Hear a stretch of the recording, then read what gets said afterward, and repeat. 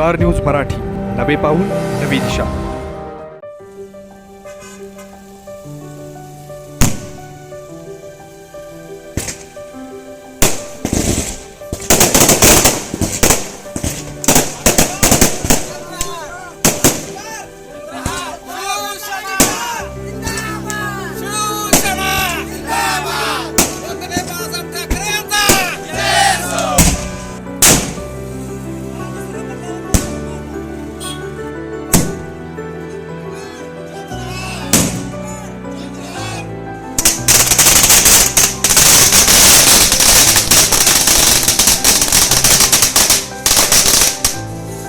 सर्वजण मिळून महाविकास आघाडी म्हणून एकत्र काम करूया.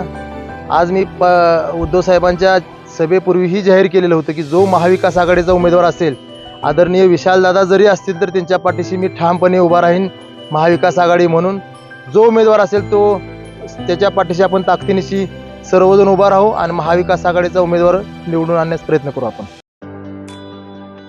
11वी 12वी science, NEET, JEE, CET, NATA अशा सर्व स्पर्धा परीक्षांसाठी नंबर 1 चा पर्याय म्हणजे Shri Rajlakshmi royal academy of science विटा.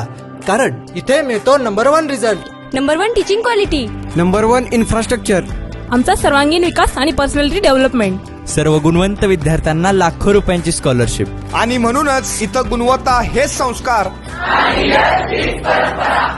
आपल्या पाल्याच्या उज्ज्वल भविष्यासाठी आजच निश्चित करा त्याचा प्रवेश Shri Rajlakshmi royal academy of science Vita येथे. आज जो शिवसेना पक्षाने आदरणीय उद्धव बाळासाहेब ठाकरे, आदरणीय संजय राऊत साहेब आणि उद्धव साहेबांनी जो माझ्यावर विश्वास दाखवला आहे, महाविकास आघाडीतील सर्व प्रमुख नेते असतील, ह्या सर्वांनी मिळून आज माझ्यासारख्या एका या शेतकऱ्याच्या मुलावर जो विश्वास दाखवला आहे, लोकसभेसारखी एवढी मोठी उमेदवारी देऊन खरोखर मी ह्या सर्वांचे मनापासून आभार मानतो. कारण आज लोकसभेची उमेदवारी देत असताना खरोखर अनेक गोष्टी बघितल्या जातात, पण एका शेतकऱ्याच्या मुलाला, एका कुस्ती क्षेत्रात काम करणाऱ्या युवकाला तुम्ही जी संधी दिलेली आहे, त्या संधी दिल्याबद्दल मी सर्व महाविकास आघाडी, शिवसेना पक्ष, आदरणीय उद्धव साहेब आणि आदरणीय संजय राऊत साहेबांचे मी मनापासून आभार मानतो. संजय काका प्रतिस्पर्धी आहेत, त्यांच्याबद्दल, त्यांच्या 10 वर्षाच्या कारकिर्दीबद्दल काय सांगा? गेली 10 वर्ष झालं ज्या गोष्टीपासून आपला सांगली जिल्हा वंचित आहे, त्यात अनेक गोष्टी आहेत. म्हणजे औद्योगिक क्षेत्र असेल, क्रीडा क्षेत्र असेल, लॉजिस्टिक पार्क, ड्रायपोर्टचा विषय असेल किंवा एअरपोर्टचा विषय, असे अनेक प्रश्न आहेत की जे आज जिल्हा आपल्या त्यापासून लांब आहे. कारण ह्या 10 वर्षामध्ये हे सर्व व्हायला पाहिजे होतं, पण त्या गोष्टी आज जिल्ह्यामध्ये झालेल्या नाहीत.